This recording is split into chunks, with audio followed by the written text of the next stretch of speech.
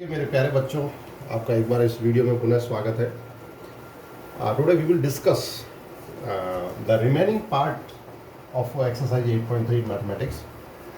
Remaining part में आप देख लो, मैंने बोर्ड पे 3 क्वेश्चन लिखे हैं, 8th, 10th और 12th। रिमेनिंग पार्ट में टोटल 6 क्वेश्चन है, 7 से लेके 12 तक, बट 6 में से 3 आप करेंगे, 3 मैं करूँगा, क्योंकि पढ़ना और पढ़ना दो अलग अलग कंपोनेंट है, तो दोनों कंपोनेंट की हिस्सेदारी भी 50-50। मेरे 3 क्वेश्चन हिस्से में आए, 3 आपके हिस्से में आए। आपको कौन कौन से करने हैं? क्वेश्चन नंबर 7, फिर आप करोगे 9 और फिर 11। ये 3 आपके लिए, मैं ये 3 करके आपको बता रहा हूँ। टॉपिक था अपना कंपाउंड इंटरेस्ट और साथ में इंक्रीजिंग और डिक्रीजिंग नंबर। कोई भी नंबर किस तरह से वैल्यू उसकी इंक्रीज और डिक्रीज होती है, तो उस पर डिस्कशन अपन इस वीडियो में करेंगे। वीडियो को लास्ट तक जरूर देखें, अच्छा लगे तो चैनल को सब्सक्रिप्शन ऑन कर लीजिए और साथ ही अंगूठा दिखाना ना भूलें, मीन्स लाइक करना। अब 8th क्वेश्चन है अपना कि find amount and compound interest on ₹10,000। मैं सीधा ₹10,000 यानी आपका प्रिंसिपल हो गया ये, ठीक है। ये क्या है? Principal. For the time period t, time t कितना है अपना? 1.5 year. Compounded at the rate, यानी रेट आर कितनी है? 10% per annum. Compounded half yearly, but यहाँ पर कंडीशन क्या है? कंपाउंडेड हाफ ईयरली, CHY की कंडीशन है, ओके। अब अपने को यहाँ पर अमाउंट और पहले कंपाउंड इंटरेस्ट निकालना है। क्वेश्चन का एक पार्ट और है, वो अपन बाद में डिस्कस करेंगे, पहले अपन अमाउंट निकालते हैं। यू ऑल नो कि formula for amount is A = P 1 + R upon 100 raise to the power n। n लिख दो या t लिख दो, number of year, okay. But अपन जानते हैं कि कंपाउंडेड हाफ ईयरली में CHY की कंडीशन में आपका n जो है वो क्या हो जाएगा? 1.5 का डबल, यानी कि 3, और आपकी आर रेट, न्यू रेट क्या हो जाएगी? That will be 5% per annum, okay. ये कंडीशन हो जाती है कंपाउंडेड हाफ ईयरली में। तो अब अपना अमाउंट कैसे निकलेगा? A = देखिए P प्रिंसिपल, प्रिंसिपल कितना है? 10,000, तो 10,000 आपने यहाँ लिखा, इंटू 1 + R। R कितना है? देखिए आप, R है अपना 5, तो 5/100 raise to the power n। n कितना है? 3, ओके। सारी वैल्यूज रख ली। रखने के बाद इसका सिंप्लीफिकेशन अगले स्टेप में A = क्या आएगा? देखिए ये होगा 10,000 इंटू एलसीएम के बाद आपकी स्टेप बनेगी 105/100।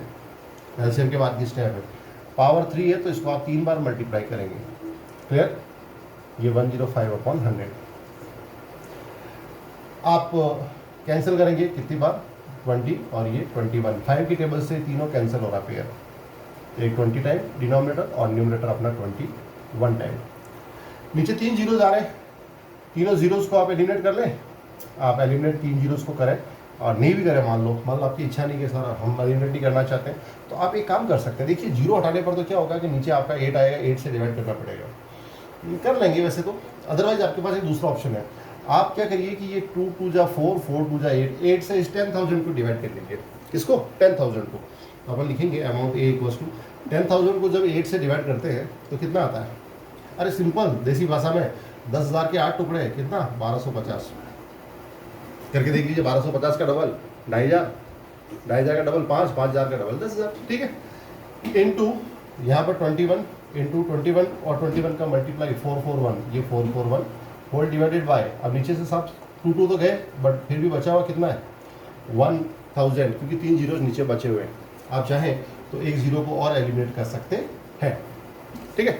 आपने एलिमिनेट कर दिया। एलिमिनेशन के बाद देखिए और अपना सहायता के लिए क्या हो रहा है? ये 4 और ये 5, ये 25 की टेबल से आपने और उड़ा दिया, तो फाइनली A = आ रहा है, ये कितना आया? 105 और मल्टीप्लाई भी कितना? 441 और होल डिवाइडेड बाय 4। इसको अपन निकालते हैं। देखिए 441 को मल्टीप्लाई किया आपने 105 से, क्या करेंगे आप? 5 0 और ये 22, ठीक है। इसके बाद 0 है, 0 की वजह से आप डबल क्रॉस, फिर 1 से 144, कितना आया? 50364, यानी कि अमाउंट A निकलेगा अपना 46305 होल डिवाइडेड बाय 4। अब आप जब डिवाइड करेंगे तो डिवाइड करें अपन, 4 1 जा 4, वापस 4 1 जा 4, कैरी 2, 4 5 जा 20, कैरी 3 30, 4 7 जा 28, कैरी 2, 4 6 जा कितना? 24, कैरी 1, लगाया डॉट, 1 से 10, 4 2 जा 8, पीछे 2 20, 20 से 5, यानी कि आपको अमाउंट मिला 11,576 रुपीज़ एंड 25 पैसा। तो अपने को क्वेश्चन में क्या पूछा, देखिए फाइंड अमाउंट एंड CI। अब अपने को कंपाउंड इंटरेस्ट निकालना है, तो अपन कंपाउंड इंटरेस्ट निकाल लेंगे। अपन जानते हैं इंटरेस्ट क्या होता है भाई, अमाउंट में से प्रिंसिपल माइनस कर दो। तो 11,576.25 इसमें से माइनस कर लीजिए आप 10,000 को, तो कितना आएगा ये है, ये आएगा 1576.25 रुपीज़, यानी 1576 रुपीज़ एंड 25 पैसे इसका इंटरेस्ट पार्ट हो जाएगा। ये क्वेश्चन का एक पार्ट बच्चों पूरा हुआ है। क्वेश्चन का एक पार्ट और है, क्या है, फिर इस क्वेश्चन में आगे और पूछ रहा है, वो would this interest be more than the interest he would get if it was compounded annually. भाई ये जो ब्याज दिया है, इस ब्याज, ये ब्याज क्या अगर वो एनुअली देता उससे ज़्यादा है, यानी कि अब अपने को एक तरह से कंपाउंडेड एनुअली की शर्त लगानी है। एक बार तो ये निकाल लिया, अब इस बार CHY की बजाय क्या हो जाएगा, HY। ये क्वेश्चन का सेकंड पार्ट है, क्वेश्चन वही अपना। तो जब अपन यह करेंगे तो चेंजेस क्या क्या आएगा, देखिए मैं यहाँ से लिखता हूँ, चेंजेस अपना यहाँ पर आएगा कि यहाँ से सारी स्टेप अपनी बदल जाएगी। ये हाफ ईयरली की कंडीशन भी हट जाएगी, और अब अपन देखना चाहते हैं कि भाई एनुअली में जो इंटरेस्ट आया वो हाफ ईयरली से कितना ज़्यादा है। देखिए ये स्टेप लास्ट स्टेप में रख रहा हूँ ताकि आप कंपेरिजन खुद कर सको। चलिए अब अपन निकालते हैं अमाउंट A, प्रिंसिपल 10,000 मल्टीप्लाई में 1 प्लस R कितना है, R है आपका 10/100 रेज़ टू द पावर 1, और फिर मल्टीप्लाई में 1 प्लस, अब आपको पता है पीछे क्या 1.5 साल, तो 1 और आधा, तो 1 तो आपका कंपाउंडेड एनुअली के हिसाब से आ गया, और पीछे जो आधा होता है वो आपका आधा मीन्स आधा साल, 6 महीने, 6 महीना मीन्स हाफ ईयरली। तो इसमें आप हाफ ईयरली की कंडीशन लगाइए, आपकी रेट हो जाएगी 5 और टाइम आधे का डबल 1। तो इस तरह से आप इसको सॉल्व करोगे तो आपको 1.5 ईयर का कंपाउंडेड एनुअली की कंडीशन के ऊपर इंटरेस्ट और अमाउंट दोनों मिल जाएंगे। चलिए अपन सिंप्लीफाई करते हैं, 10,000 इंटू ये होगा 110/100, और ये कितना होगा 105/100। जीरोस उड़ाते हैं अपन, एग्जैक्टली चारों जीरो आपके उड़ गए। उड़ने के बाद सिंपली पीछे क्या बचा है, A इक्वल्स टू, ये देखिए 110 और 105, ठीक है। तो कितना आएगा, इसको आप अगर जोड़ेंगे, आप मल्टीप्लाई करेंगे, वैसे तो आपको शॉर्ट ट्रिक पता है, और शॉर्ट ट्रिक जिन जिन बच्चों को मालूम है तो वो तो फटाफट समझ भी गए होंगे कि मैं क्या कहना चाह रहा हूँ। तो आपका आंसर आएगा 115 और पीछे 50, ये आपका अमाउंट आएगा, ठीक है। कैसे किया, देखो शॉर्ट ट्रिक एक है, आपको इस चैनल के शॉर्ट ट्रिक वाले पोर्शन आप मिसलेनियस में जाएंगे, वहाँ देखेंगे तो आपको ये शॉर्ट ट्रिक मिल जाएगी। जब इस तरह से होता है तो ये 50 और क्रॉस में ऐड करते हैं तो 115। देखिए 11550, इनको एक साथ लिख देते हैं, फिर अपन स्लैश हटा लेते हैं, तो ये आपके पास अमाउंट आ गया। अब आप CI कंपाउंड इंटरेस्ट लिखेंगे तो क्या आएगा, 11,550 में से माइनस कर लो प्रिंसिपल 10,000, आपने माइनस किया तो पीछे आया 1,550। पहले बच्चों देखिए, आप दोनों इंटरेस्ट को आप खुद कंपेयर कीजिए, आपको समझ में आ रहा है कि कंपाउंडेड हाफ ईयरली में इंटरेस्ट कम है, कंपाउंडेड हाफ ईयरली में इंटरेस्ट ज़्यादा है, और कंपाउंडेड एनुअली में इंटरेस्ट कम है। यानी कि हाफ ईयरली की कंडीशन में टोटल देखिए कितना डिफरेंस है दोनों का, 26 रुपये और 25 पैसे का ब्याज ज़्यादा लग रहा है, ठीक है। चलिए अब लेते हैं अपन क्वेश्चन नंबर 10, 10वां सवाल। ये आपको समझ में आ गया होगा, नहीं आया कोई बात नहीं, आपके हाथ में मोबाइल है, वीडियो को शुरू से देख लीजिए वापस एक बार हो तो आपको समझ में आ जाएगा, ठीक है।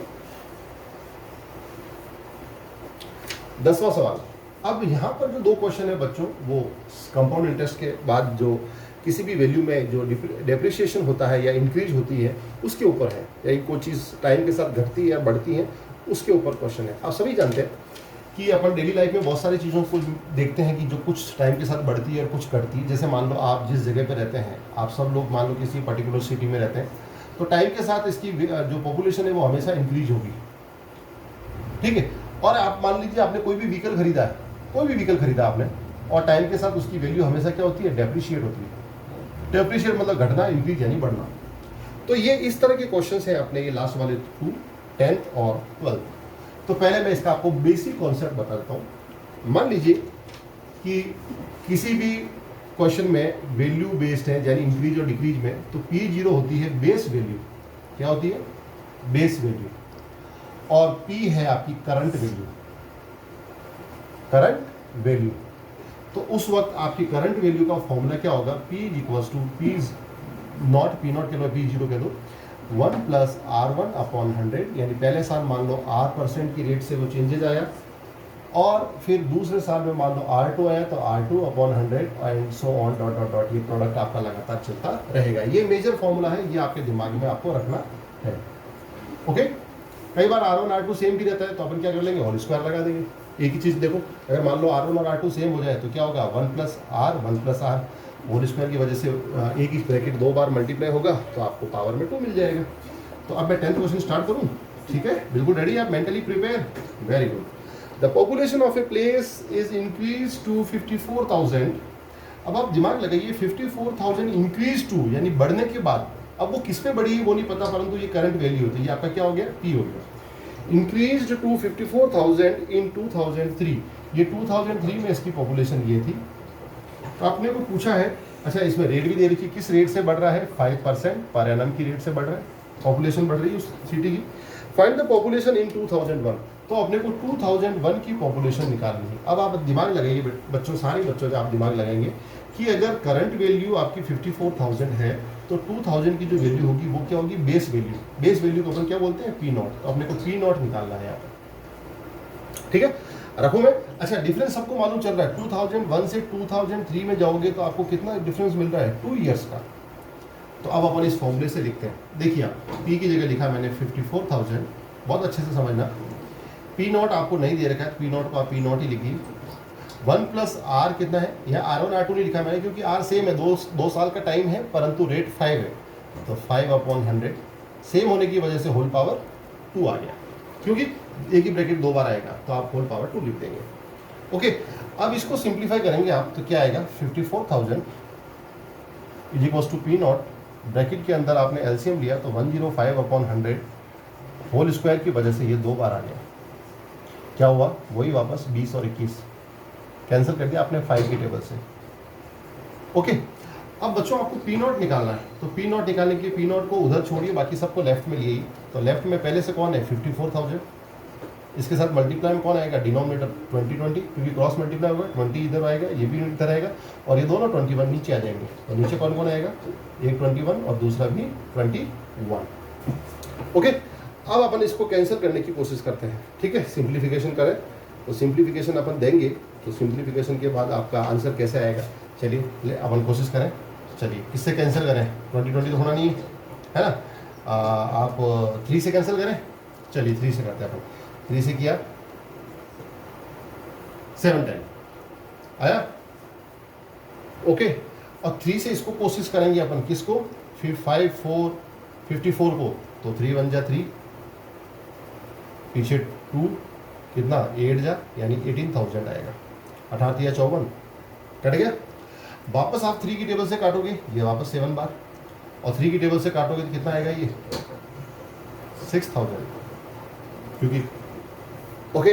और फाइनली आपको P0 जो मिला है वो P0 ये मिला, इट इज, आप मल्टीप्लाई करिए कितना आएगा, 6 2 जा 12, 12 2 जा 24, तो ये 24, और इसके साथ जीरोस कितने देखिए, 1 2 3 4 5, 1 2 3 4 5, ठीक है। एक बार आप वापस क्रॉस टैली कर लीजिए। देखिए अपन ने क्या किया, 3 की टेबल से 7 टाइम उड़ाया, तो 3 की टेबल से 18,000, वापस इस 21 को भी 7 टाइम उड़ाया तो 18 का आ गया 6,000, मल्टीप्लाई किया 6 2 जा 12, 12 2 जा 24, पीछे जीरो देखिए 1 2 3 4 5, ये 1 2 3 4 5, और नीचे डिवाइड में कितना है 49, ये 49 आपके डिवाइड में आ गया।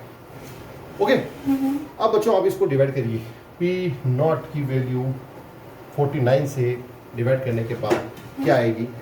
मान लीजिए कि ये 49 नहीं होगी, देखिए मैं आपको लमसम बता रहा हूँ, वैसे तो आप 49 को आप डिवाइड कर लेंगे, बट मान लीजिए ये 50 होता, 49 इज अप्रॉक्सली इक्वल टू 50, तो 50 लिखा आपने, एक जीरो से एक जीरो उड़ाया, और 5 की टेबल से किया आपने 5 4 जा 20, पीछे 4 बचा 40, 8 जा, और पीछे ये कितने जीरो, पीछे आपके जीरो आगे 3 जीरो, यानी 48,000 उसकी पॉपुलेशन थी। ये 50 होता तब, परंतु आपके नीचे 49 था, तो 48,000 से थोड़ा सा ज़्यादा आएगा। आप ये कैलकुलेशन करके आप पता कर लेंगे, मुझे पूरी उम्मीद है कर लेंगे आप, ठीक है। अब अगला पूछा है, what would be its population in 2005। अगला पूछा है कि 2005 में पॉपुलेशन क्या थी। देखिए इसी क्वेश्चन में यहीं पर चेंजेस करते हैं अपन। अब आप दिमाग लगाइए, 2005 की पॉपुलेशन पूछी है, ठीक है। अब मैं आपके ऊपर छोड़ता हूं, कि दोनों में से डिसाइड करो कि P कौन बनेगा और P नॉट कौन बनेगा। प्यारे बच्चों, यहाँ पर P नॉट बनेगा 54,000। अब उसका आप कारण समझिए। कारण इसका ये है कि 54,000 बेस है, क्योंकि 2003 की जनसंख्या पर 5% बढ़ा, तब 2005 की पॉपुलेशन आई। तो आपके लिए करंट पॉपुलेशन 2005 है, तो आपके लिए बेस कौन होगा 54,000। चलिए अब अपन वही देखते हैं, वापस गैप कितना है 2 ईयर्स। ओके, सेम गैप अपन लगा देंगे। तो अब अपन ने लिखा P की जगह अननोन, P नॉट कितना है इस बार 54,000, मल्टीप्लाई में 1 प्लस आर, रेट आपकी वही अभी भी 5 है, तो 1 प्लस 5 अपॉन 100, गैप 2 है तो होल पावर 2। अब आप P इक्वल्स टू लिखेंगे, यानी कि करंट पॉपुलेशन 2005 की वो इस तरह से आएगी। ब्रैकेट के अंदर आपने एलसीएम लिया 105 अपॉन 100 और दूसरी बार भी 105 अपॉन 100। ठीक है, जीरोस उड़ाए, यहाँ पर जीरोस आपके 2 उड़ गए, तीसरा जीरो भी उड़ गया। ओके, अब 5 की टेबल से 5 2 जा 10 और 5 की टेबल से 21 और 2 की टेबल से ये 54 आपका कैंसिल हो गया 27 टाइम। तो फाइनली इसकी करंट पॉपुलेशन P आएगी 27 इंटू 105 इंटू 21। इन तीनों को अपने को मल्टीप्लाई करना है। चलिए करते हैं मल्टीप्लाई अपन 27 इंटू, अब इसको मल्टीप्लाई कीजिए 105 को 21 से, 501 मल्टीप्लाई 012 कितना आया 2205, तो ये आ गया 2205। अब इस 2205 को अगले स्टेप में अपन मल्टीप्लाई करेंगे 27 से। करिए 27 से 35 4 5, ये 01 और ये 4 और 4, फाइनली रिजल्ट आ रहा है आपका इस तरह से 595, यानी 59,535। ये 2005 में उस पर्टिकुलर जगह की, उस सिटी की पॉपुलेशन होगी। ये आपका सेकंड पार्ट का आंसर आ गया। क्लियर?